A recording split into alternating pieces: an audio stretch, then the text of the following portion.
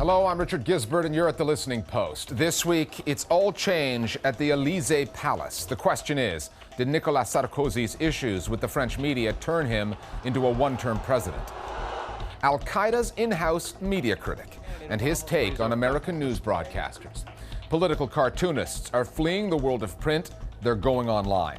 And Senor Mitt Romney, here's a way to reach out to Hispanic American voters. Me gustan las trabajos. Our web video of the week. Europe has just been through two pivotal elections, one in Greece, the other in France. We looked at the state of Greek journalism last week. This time, we're focusing on the French and the tempestuous relationship that outgoing President Nicolas Sarkozy had with the media there. Even before the socialists, led by François Hollande, won the second round of voting, there were signs Sarkozy's time was up, and one did not have to read between the lines to see it coming. In dealing with the media, Sarkozy was a hands-on president who placed some of his own people in positions of real influence. French journalists did not take kindly to that. Then there was a high-profile conflict between Sarkozy and France's biggest newspaper, Le Monde, as well as a squabble Sarkozy got into with a news website, Mediapart, that looks like it's heading to the courts. Our starting point this week is Paris, where Nicolas Sarkozy is looking like the latest politician to prove that old journalistic adage: you never pick a fight with anyone who buys ink by the barrel.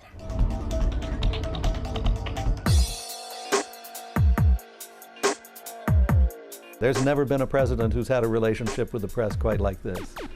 Last years of Sarkozy were very contentious with the media. Contentious doesn't quite describe it. He was very harsh, very aggressive with the press. Il est sans doute plus facile de commenter que d'agir.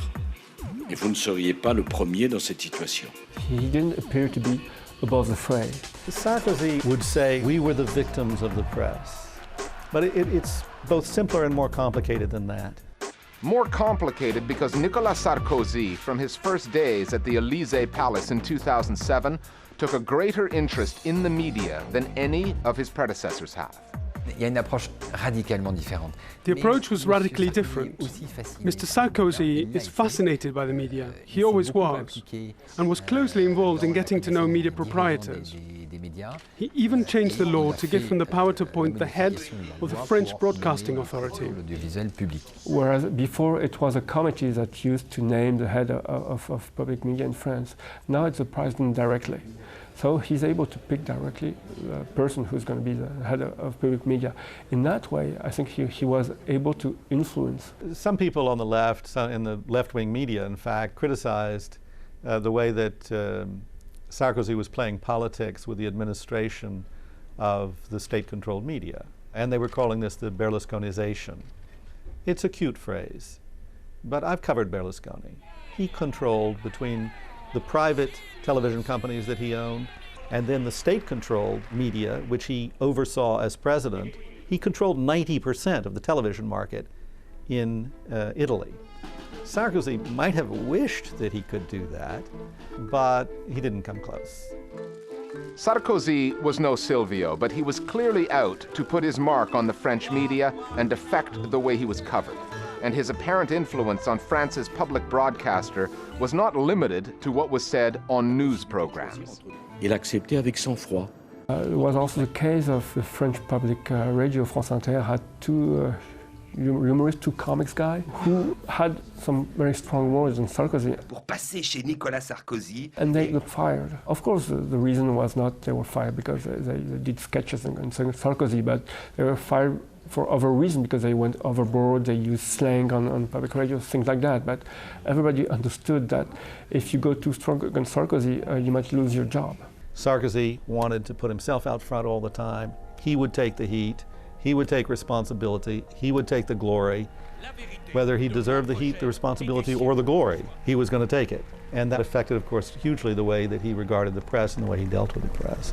Nicolas Sarkozy battled openly with France's biggest newspaper, Le Monde, over a fundraising scandal that came to be known as l'affaire Bettencourt.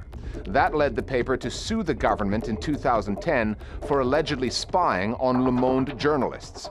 The case is still before the courts. Le Monde is an unashamedly center-left publication in a country where everybody knows the political agendas of the major newspapers. In France, the media are quite well positioned politically. There is the left-wing media with papers like Libération and Le Monde, which supported Mr. Hollande. And then there are the right-wing media, such as Le Figaro, which has always supported Mr. Sarkozy. And then what's interesting to see is the new media on the internet. For instance, Mediapart, a new website and a big player in this race. Mediapart was the new media wildcard in this election. The site was founded by former Le Monde editor Edwy Plenel in 2008, just about the same time Sarkozy was changing the rules on who would run state-owned TV and radio. Mediapart was out front of the mainstream media on l'affaire Bettencourt, and then between the first and second round of voting, it dropped a bombshell, producing a document that Mediapart said established a fundraising link during the presidential elections of 2007 between the Gaddafi regime in Libya and the Sarkozy campaign. It was a sensational story, and even Mediapart admits the timing was enough to raise eyebrows and questions. It's a story that we have been working on for the past 10 months, since summer of 2011. And then, in between the two rounds, we were able to get a document that is a strong proof of this financing. And we were the first to be embarrassed to have this document in between two rounds because it's a time bomb. So what should we do? What was our choice? Not publishing the documents? We had already phoned the Elysee Palace and other different people to get a confirmation. So once it's out, you have to publish it. When you break a story, as Mediapart did, somewhat dubious story, but they thought it was solid when they ran it, everybody goes after it. Everybody reads the headlines at least. And that has a huge effect. And the timing of that story was very negative for Sarkozy. Of course, he tried to use it again as an example of how he was being victimized. It didn't work. Sarkozy was trailing in the polls badly. He needed a knockout in the televised debate and failed to get it, turning what had been hyped as the major media event of the campaign into an anticlimax. Nicolas Sarkozy's reign over France and certain elements of the French media was over. I mean, you almost felt sorry for him. On the other hand, if you were one of the many journalists he fired or had tried to have fired, I imagine you didn't feel that sorry for him.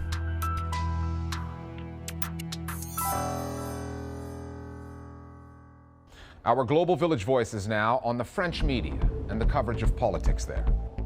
France is far more diverse than it was even 5 years ago in the last presidential race.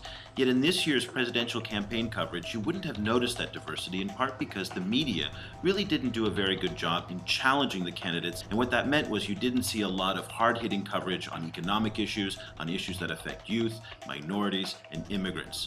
And so it really kind of highlights the fact that too much of the French mainstream media remains dangerously disconnected from the lives of contemporary France. The French public is already quite familiar with François Hollande as a media figure. He used the media quite effectively in the campaign. He used television to present himself as a forceful figure with a good command of the issues. He also contrasts nicely with Sarkozy in his more reserved manner and use of wit and mastery of the French language. So I think there will be no difficulty in making the transition from one president to the next. We're always looking for new faces for the program. If you'd like to share your thoughts on the news media as one of our Global Village Voices, you can connect with us on Facebook or Twitter, where we will let you know what stories we're working on, or you can just get in touch with us via email. We're at listeningpost@aljazeera.net. And don't forget, our free video podcast. It's on iTunes. Just go looking for the Listening Post, Al Jazeera English, and you'll find us there. Time now for Listening Post News Bites. The situation for journalists working in Mexico and Somalia is deteriorating fast. The dismembered bodies of Mexican photographers Gabriel Uge, Guillermo Luna, and freelance photojournalist Esteban Rodriguez were pulled from a canal in the eastern state of Veracruz. Uge and Luna had both done work for Notiver, a local newspaper that covered drug-related violence, before leaving the state for their own safety after 3 other journalists from the same paper were murdered last year. They had recently returned. The body of a fourth person, Iracema Becerra, was also discovered. Veracruz is one of Mexico's most volatile drug trafficking routes. In Somalia, the ongoing violence between the Islamic militant group Al-Shabaab and the government there has claimed the life of yet another journalist. Farhan Jamis Abdoulaye was on his way home in Galkayo when he was shot dead by gunmen. Abdoulaye was a journalist at the private Radio d'Alger and, according to colleagues, had received threats in the days leading up to his murder. No one has yet claimed responsibility for the attack. The killing takes the number of journalists killed this year in Somalia to 5. Al Jazeera English made news this past week when it was revealed that the authorities in Beijing have refused to renew the work visa of AJE's China correspondent, Melissa Chan.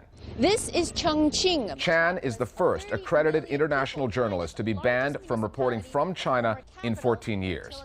The government has yet to provide reasons for the refusal to renew Chan's accreditation. However, commentators are saying Beijing was unhappy with AJE's coverage, particularly with a documentary the channel aired last November on China's system of sentencing minor criminals and political prisoners to labor camp prisons. If anybody refuses to work, they will be beaten. Chan, who has previously worked in the country for 5 years, was not part of that documentary team. The director of news at Al Jazeera English, Salah Negam, said, "We constantly cover the voice of the voiceless, and that sometimes calls for tough news coverage from anywhere in the world. We hope China appreciates the integrity of our news coverage and our journalism." Bob Dietz of the U.S.-based Committee to Protect Journalists has said, "The refusal to renew Melissa Chan's credentials marks a real deterioration in China's media environment and sends a message that international coverage is unwanted." Al Jazeera says it has tried to obtain visas for other correspondents, but so far those requests have gone unanswered. 2 producers remain in the Beijing bureau, and the network has dispatched correspondent Steve Chow to Hong Kong to continue its coverage of China from there. Libya's interim parliament has passed a law on freedom of speech that critics say is a throwback to the Gaddafi era. The National Transitional Council has approved a law that prohibits anyone from insulting the people of Libya or its institutions. The new legislation also bans the criticism of the revolution and any glorification of the former leader. Those found guilty could potentially face up to life in prison. It's a law that could make journalists easy targets. Since Gaddafi's fall, Libya has witnessed the creation of at least 180 new media outlets. The Paris-based Reporters Without Borders said criminalizing certain opinions, going so far as to make them punishable by imprisonment, endangers freedom of expression and information, especially as the law's criteria are vague and imprecise and leave a great deal of room for arbitrary interpretation. The terms of this law are sadly reminiscent of the Gaddafi regime's oppressive legislation.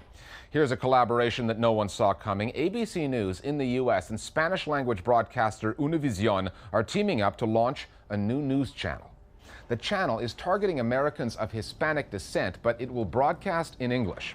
Hispanics are the fastest-growing demographic group in America. They already represent 16% of the population. Like most conventional channels in the U.S., ABC is struggling to maintain its market share, and Univision has also reported multi-million-dollar losses. The so far unnamed channel will begin broadcasting next year. The 2 companies say they will share news gathering and production costs and base the channel in Miami. The Pentagon has released a cache of what it calls declassified documents, and if real, they provide a revealing glimpse into al-Qaeda's approach to dealing with the American news media. The documents were allegedly seized at Osama bin Laden's hideout in Pakistan when he was killed last year. The writer is believed to be Adam Gaddahan, al-Qaeda's U.S.-born media advisor. In the notes, the writer provides a breakdown of American news outlets and warns bin Laden of U.S. broadcasters using cunning methods. CNN was described as being too close to the American government. ABC, the writer said, was all right because it interviewed bin Laden back in the 1990s and was interested in al-Qaeda issues. MSNBC may be good and neutral, but questionable after it fired 2 prominent journalists, Keith Olbermann and Octavia Nasser. That was a little sloppy. Nasser was actually fired from CNN. And apparently, Osama bin Laden was already up to speed on Rupert Murdoch's U.S. news channel. Fox News, the document said, falls into the abyss. As you know, let her die in her anger. Time for an encore presentation. Now, that's a slightly misleading term that broadcasters use when they really mean you may have seen this story before, but it's one that we think is worth a second look. Mark Fiore is a San Francisco-based political cartoonist who a few years back abandoned the world of print to take his work online. Then, in 2010, Fiore became the first online animator to win a Pulitzer Prize for journalistic excellence. That's a pretty good indication that online animators have arrived. And Fiore's not alone. These days, political cartoonists are popping up all over the World Wide Web, each with their own particular style, but they share a similar goal: to get their work out to as many people as possible. The Listening Post's Nick Muirhead now on online animations and how in cyberspace they can pack a hefty political punch. The first animated cartoon ever to be shown in public was in France, 1892. Over the next 8 years, more than 500,000 people will travel to see it. Nowadays, online animators can get those viewing figures in just a few hours. Having an online platform definitely keeps us close to where our viewers are. On the tablet, on blogs, social media websites, and internet TV. We didn't try to approach any other channels, like not newspapers, not TV channels. We always wanted to stay on internet and to go global through internet. As cheesy as it sounds, the internet kind of chose me. I started out doing newspaper political cartoons, but then after getting into animation, the internet just made more sense. Political cartooning has been around for a long time, but before the internet, most of it was confined to print. San Francisco-based cartoonist Mark Fiore spent 10 years doing that before moving into animation. Fiore's work reminds me a lot of cartoons that you might see in a printed newspaper,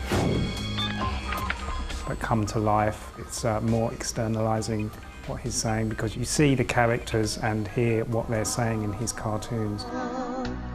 We all go on. When I was doing print work, I loved it.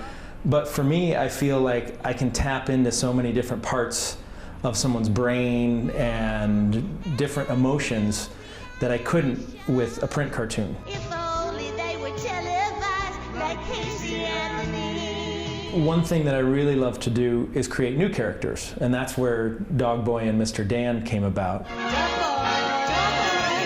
They were kind of my attempt to talk about the left and the right issues in the United States and around the world, too. You can help me keep the Obamacrat socialistas from raising our nation's debt ceiling. Oh, so all the unemployed people can get jobs and feed their families. That's great. Well, no. It's like they're best friends, but they're still at each other's throats. But they can do it in a civil way. At least Dog Boy wants to. Like, I will present the right side or the left side, conservative, liberal, but then I'll show why my opinions are right. In Taiwan, Next Media Animation was born not out of the need to comment on the news like Mark Fiore does, but rather to supplement the reporting of it. Our founder, Jimmy Lai, he observed that there's a lack of visual elements on TV news especially. You have anchors and talking heads and B-roll footage talking about a specific event without the actual footage of the event. The news event that took Next Media to the next level was when a high-profile athlete crashed his car without any cameras around. In November 2009, a journalist at our sister newspaper, Apple Daily, produced a news piece on Tiger Woods. He used animations to reenact what happened during the Tiger Woods car crash. This went viral on the internet immediately. This is so different from what most of us were used to when you watch the news. There was a time when you didn't see color photographs in newspapers. It's been a year and a half since Next Media Animation began producing news reenactments. And today you're also starting to see U.S. news broadcasters using this particular medium in their news presentation.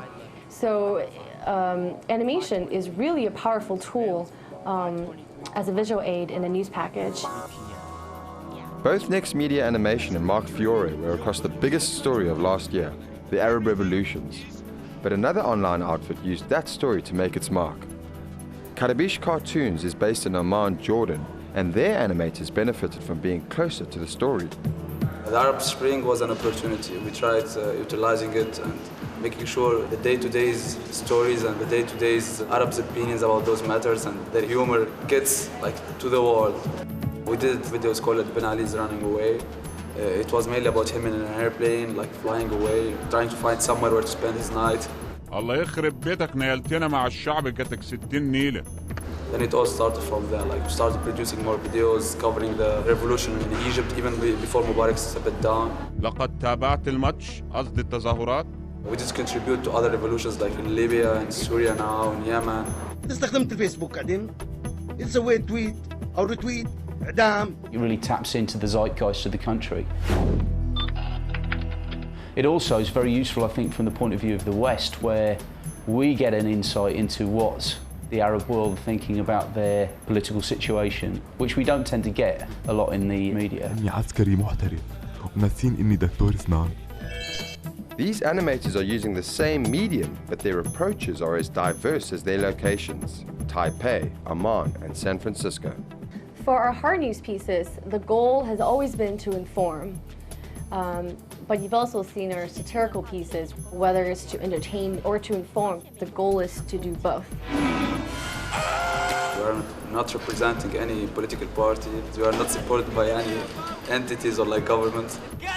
All we are doing is mainly expressing or reflecting somehow the Arab street humor into like different format that we broadcast over the web. I think animation, particularly political animation, essentially shows what's behind the scenes. And people aren't getting that in either the newspaper or, cable news or the radio. You're able to bring people in with cartoons and with the fun, but then serve up a dose of opinion and news as well. But with enough political pressure and cable news hysteria, he changed his mind. More Global Village voices now on the evolution of political cartoons in the era of the World Wide Web. I think animation as a medium in political comedy and satire is flourishing online now because of the direct access creators have to their audience.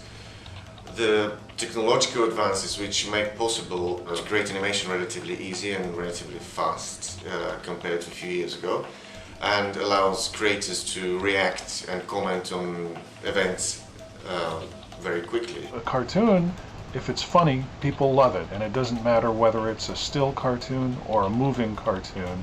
It has to make its point quickly, it has to have good writing, and hopefully a good visual, and be short. The difference I see between editorial cartoons in print and editorial cartoons that are animated is that the animated editorial cartoonist has a lot more time and ability to make a point. The print cartoonist has one drawing, and what's in that drawing is static. It does not change, and they have to make their point immediately. The animated cartoonist can tell a storyline and have motion, introduce new characters, move characters around, and use different voices, and many of them do that. Finally, earlier we mentioned the growing Hispanic population in the U.S. It's the fastest growing voter group in America, so both Barack Obama and Mitt Romney need to get on their good side. Now, some are saying that Romney's hardline stance on various immigration-related issues has alienated Latino voters. However, that will not stop the Republican candidate from trying to win them over. Here's where The Onion comes in. The U.S. satirical news site has come up with a parody that suggests that the key to Mitt Romney's election could be an animated sombrero-wearing parrot named Paco. It's our web video of the week. We'll see you next time at The Listening Post. Mitt Romney began actively courting the nation's 50 million Hispanic voters this week when he introduced his new sidekick, an animated parrot named Paco. And today, Paco made his first appearance in a Romney campaign commercial, which has begun running in Florida and Texas. Mitt Romney cares about the issues that matter to you. ¿Yo? Jobs. Me gustan los trabajos. Education. Me gusta la educación. And lowering taxes. Me gustan los impuestos. No me gustan los impuestos. I'm Mitt Romney. I'm running for president, and I approve this message. Oh, Mitt, you are so very smart. I want you to be president. So, Jason, is Paco going to show that Romney is in touch with Hispanics? Yeah, he's clearly pushing hard for that. In fact, just today, the Romney campaign began distributing pamphlets in predominantly Latino neighborhoods featuring a photo of Romney doing the Mexican hat dance with Paco. Okay. The pamphlet goes on to mention how Romney and Paco both love piñatas and chimichangas and landscaping. And Romney's even been giving out free ponchos on the campaign trail. But Romney, of course, does hold stances on issues like immigration that traditionally have not played well with Hispanic voters. Well, that's exactly right, but he's hoping that Paco will help sway Hispanic voters even on those issues. I see. I think if you're opposed to illegal immigration, it doesn't mean that you don't have a heart. It means that you have a heart and a brain. Sí, sí. Let's save those jobs para our amigos on this side of the border. Okay.